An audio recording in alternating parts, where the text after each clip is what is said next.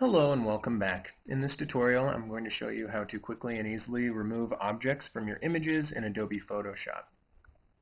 The first image or object that I want to remove is this palm tree.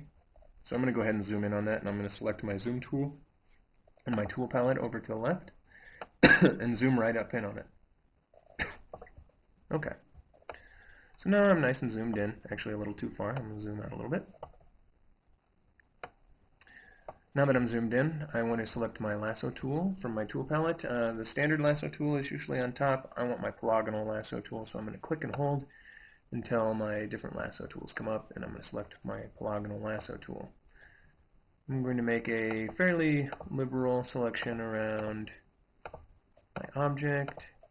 The reason I like the polygonal tool is because I can kind of go in and out of the crevices and cracks and that sort of thing a little bit easier.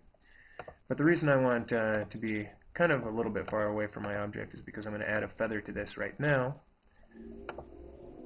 by going up to Select at the top, down to Modify, and down to Feather.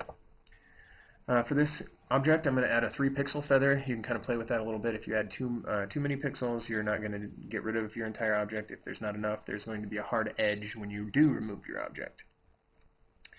And like I said, I'm going to set mine to 3 pixels for this, and I'll click OK, and you can see that that's rounded the edges of your selection, and it's softened up that edge a lot.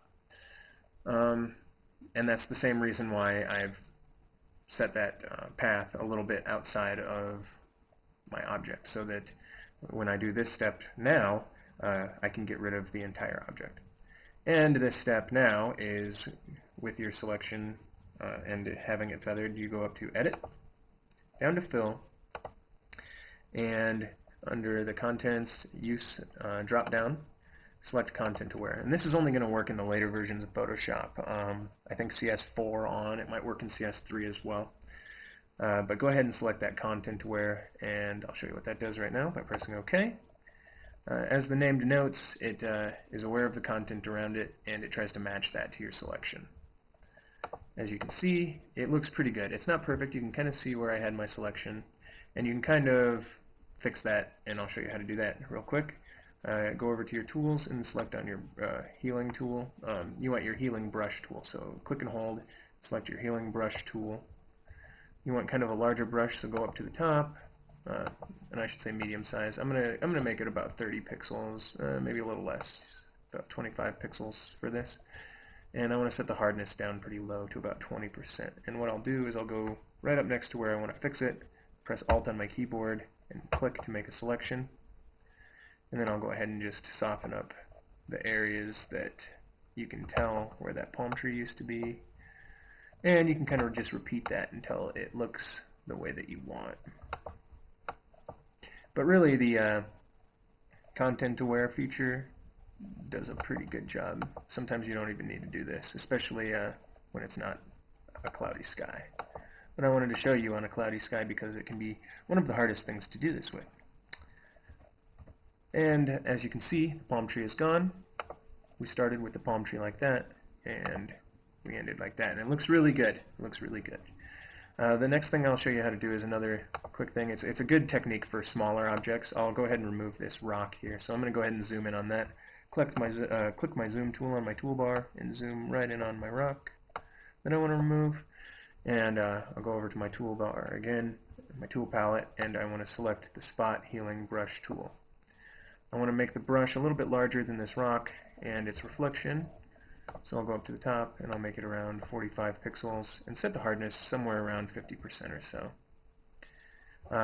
At the top there's some more settings that you'll want to pay attention to. I'm going to use this proximity match setting, and you can play around with some of those other ones. Content Aware works pretty well, but I like proximity match because on these smaller objects it's going to select and sample from an area a little bit closer to the object. And if you're using multiple layers, you're going to want to check off this sample all layers probably as well, depending on what kind of work you've done already. Okay, so now I want to take my brush and put it over my object and simply just click, and it's disappeared. And it looks pretty good. You can get rid of other objects this way too, like some of these smaller rocks. I'm going to show you this just because, like on a person, this is a good way to get rid of pimples or freckles. You can just quickly, easily click away any of these little rocks, that sort of thing. Last thing that I want to show you is the old-fashioned way, how to remove an object, just in case somebody is watching this who has an older version of Photoshop. And what I've done is I've gone over to my tool palette, I've clicked the clone stamp tool. The thing that's kind of nice about this is you're in complete control over how you replace the image and where you sample from. So what I mean by that, and I'll show you right now, is by going up to the top, I want to select a medium-sized brush again. I have 26 pixels, and I always set the hardness down to 0 for this technique. And what I mean by you have control over this is just like with the healing brush tool, you press Alt and you make a selection of the area that you want to copy or sample from, and you can just brush right over the object that you want to get rid of. And as you can see, the sampled area is now exactly the same as this area up here, which is not necessarily good. So what you want to do is sample from some other areas and make it so that it's not exactly the same as that sampled area below. There you go. Otherwise people will notice. And I'll zoom out so you can see we have this beautiful beach scene, and we've removed 3, and actually more objects than that. And I'll show you what we started with. Palm tree, this piece of driftwood, and this rock, and then some smaller objects down here. And this is what it looks like when we got rid of them. And it looks really, really good. It doesn't look like we've manipulated it at all, which is the object that I was trying to do. And I hope you've learned something from this tutorial. Please check out my other tutorials at glazefolio.com/blog or on YouTube. My username is GlazefolioDB. Please find me on Facebook and follow me on Twitter, and please tell your friends, and thank you for watching. And if you liked this video, please click like on YouTube. Thank you.